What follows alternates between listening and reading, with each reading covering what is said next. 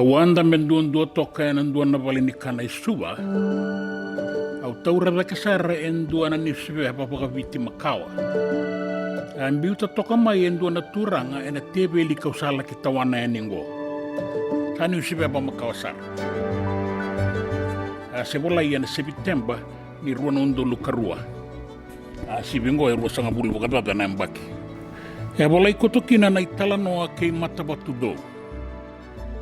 Duavata kina kena itamba ni 5 na ambaki ni Queen Victoria School se ko buli ni turanga. Lauta sarana matangu endone ulutanga kapaka kotongone.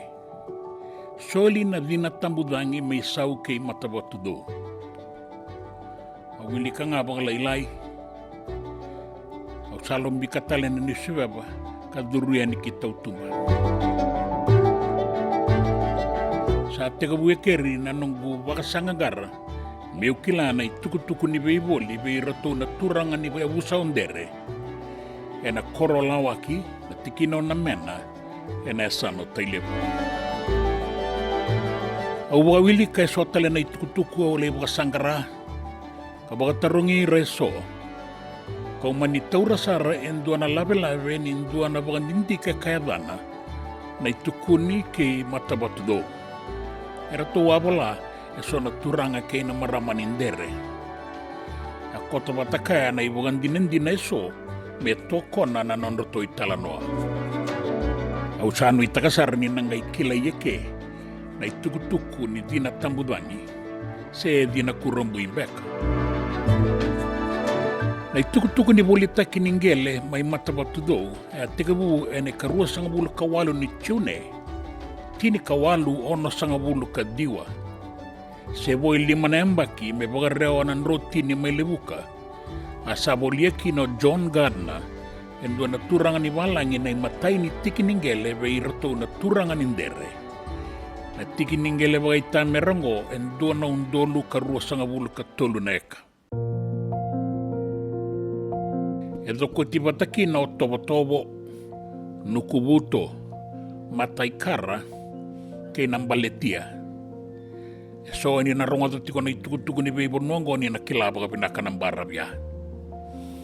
Boli na matay ni tiki ningele be ko mai nambi.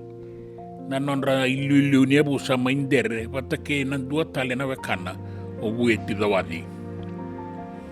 Boli ta kei na 5 na undolo na paondi, tinikarua na matao, tinikarua na isulu, tinikarua na isele, ruang beka se tolu na kena itutubi kan dua nanda seni na sote.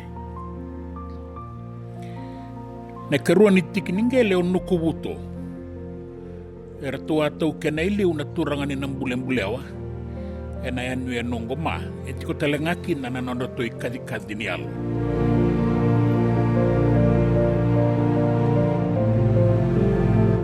Na karua ningele, boli o John Gauna be komai nambi, raunga na bi boli manday na matay ni tiki ningele.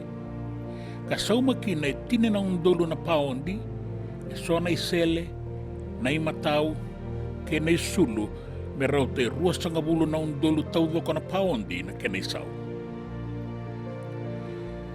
Angay boli taki o nang baletia na ikarua ni okosita, tini kawalu bitu sanga bulu kandua.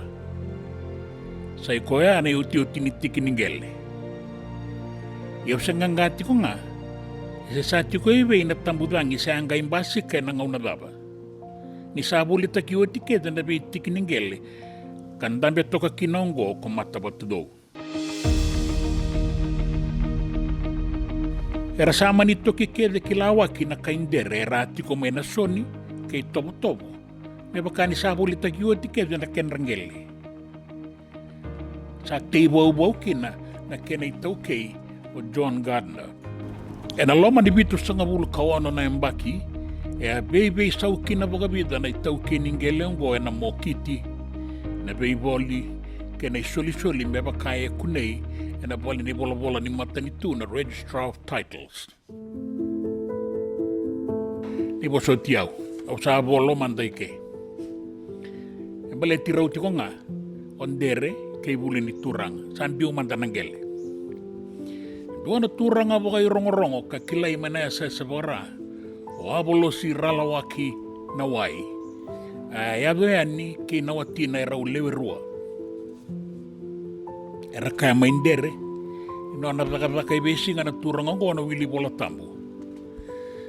Kilai Levu na turang ongo e na sau ni nona yala ke ni bukarau ni nona bibosaki. Sabo kan dinataki e na bunga na sa iwiti ala koba. Dua beirau na wati na kambu kete voli, e abo ka sudu ka manilenga na ngoni. Era tua maningai solia na turangan indere en dua na tikiningele, me maroroi kina na lubena. Ni saru indre kaya wana ngau ni salile sukina Vitilevu na nona koro. Na nona boka bina kana turangan ina Vitilevu ngo e Avolosi Nawai, e amanindusia kina nandelana mai Matavatucou ka kaya. E na dua na ngau na mai muri, era na raida mai na matani dangi e vana talanoa. I era sanga ni kila mai lawaki, na imbale ni bosa ni Avolosi me adova, ni satara na buli ni turanga. Ai, era sanga ina no mi Avolosi, ke ina nona yala. Talef talamanta mai buli ni tu. E na tinika diwa tolu sanga bulu bukadaga, asa tau kena kina na tikiningele ongo en doa na loya kilai Levu, o so Henry Milner Scott. E ando ni bakasala na tamadagadaga kay toki. A dagadaga boli ongo, e na non rabali ni bola na talai sambale, o ratu sukuna. Iang baleta ni sa tau kena tunanggele may Matavatucou e asama ni lista ka kina en doa na kena iwase, wain doa na turangan India o baru na edana. Turangan go en doa bagay nga takingele. Te kakanan raun-rau, e te sila, kaya nandua na no na longa ni pina ti bagay tamera, e nandala na may Matavatucou ka siroyan ni kinukubuto.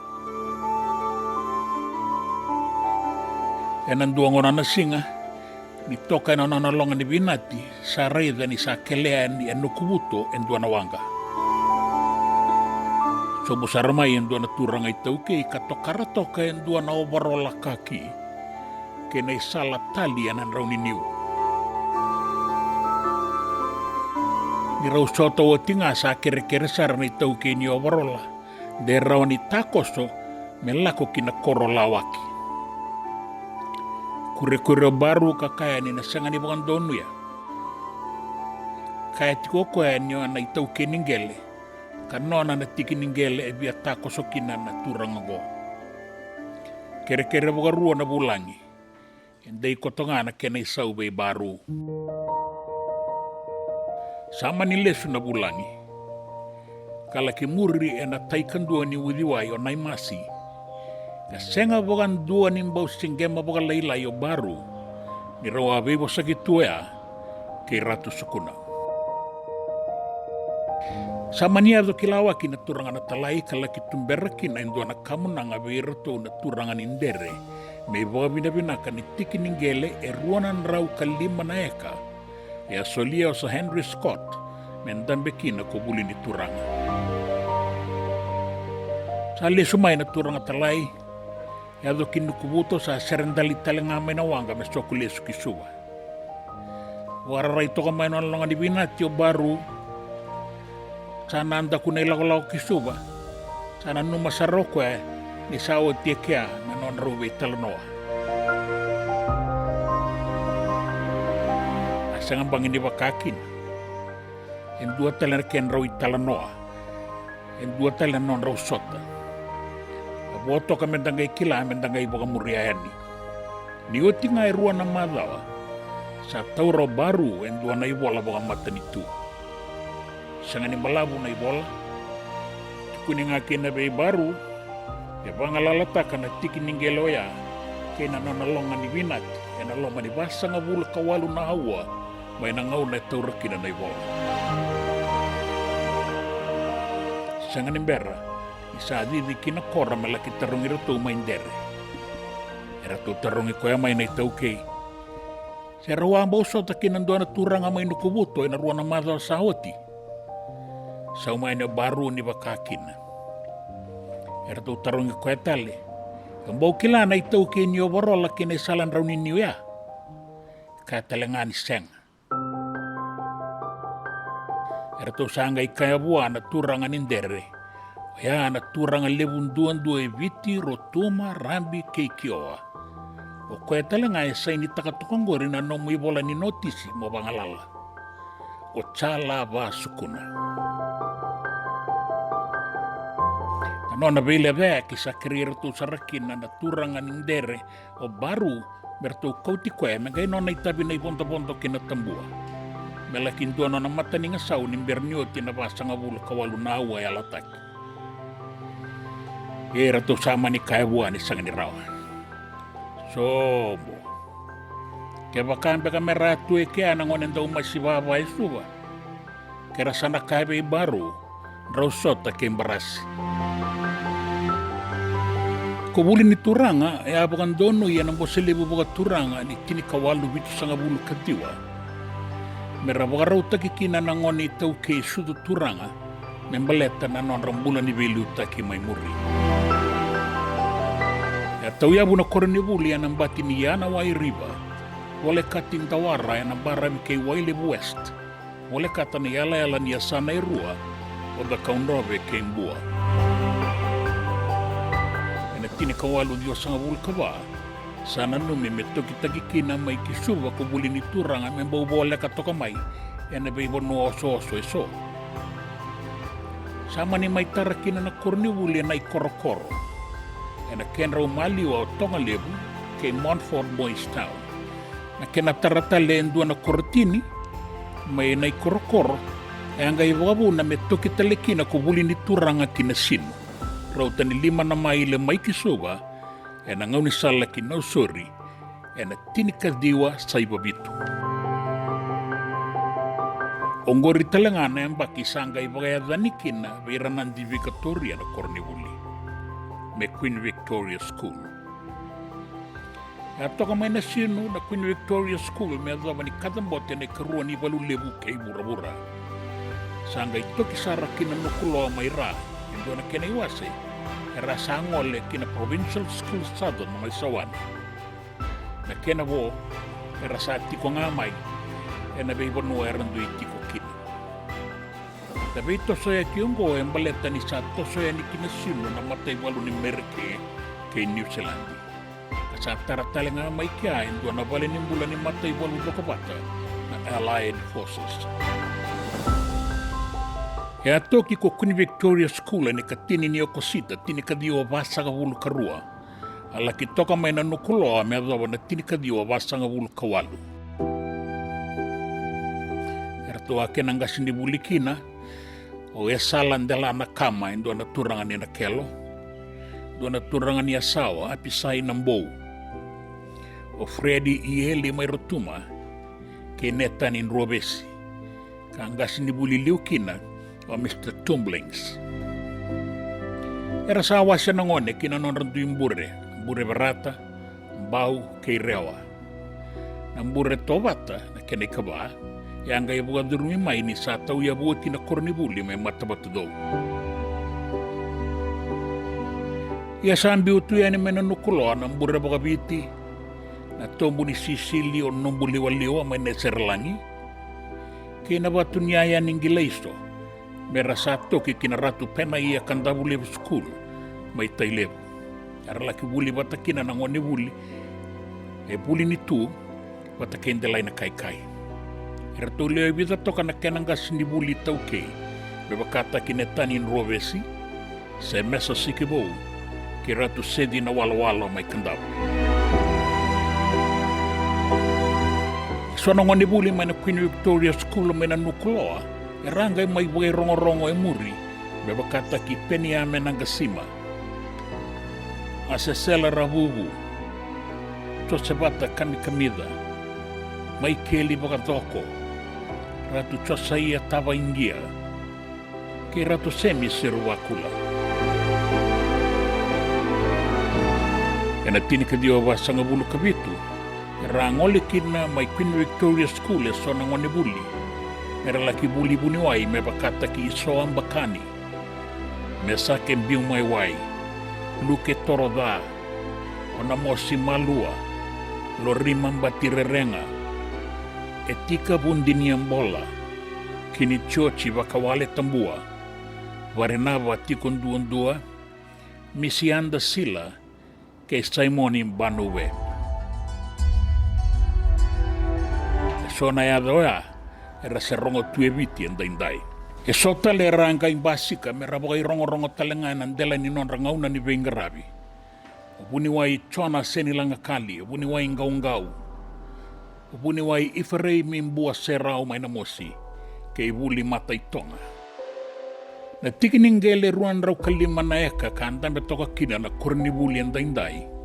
Ya solia wale ngabo iloloma o Sir Henry Scott. Katau kena tue na ngauna ya. Nira se tiko ngā nangone mendelai na kai. Sa tau ia butiko na daka mai Matavatucou. Mera sanga ila ki bagati Qori tunde i bagan dua kina.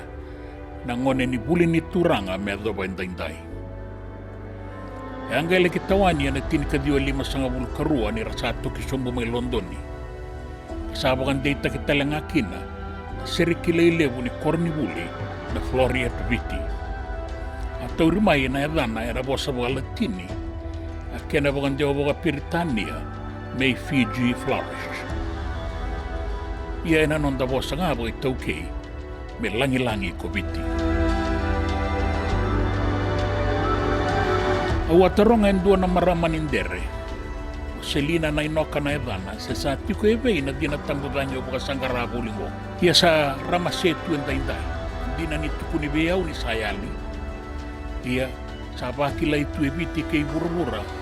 Awanga ni dina tambudange maindere. Ka dina bati ko na bebo toro da kitaki na lotu na mata ni tu kei na vanua ni kua. Sandu na tukutuku rongo binaka. Sabe Italia ni usanga ni reida na dina tambudange. Me adoba na Toso ni Gauna katarava ni Samoa.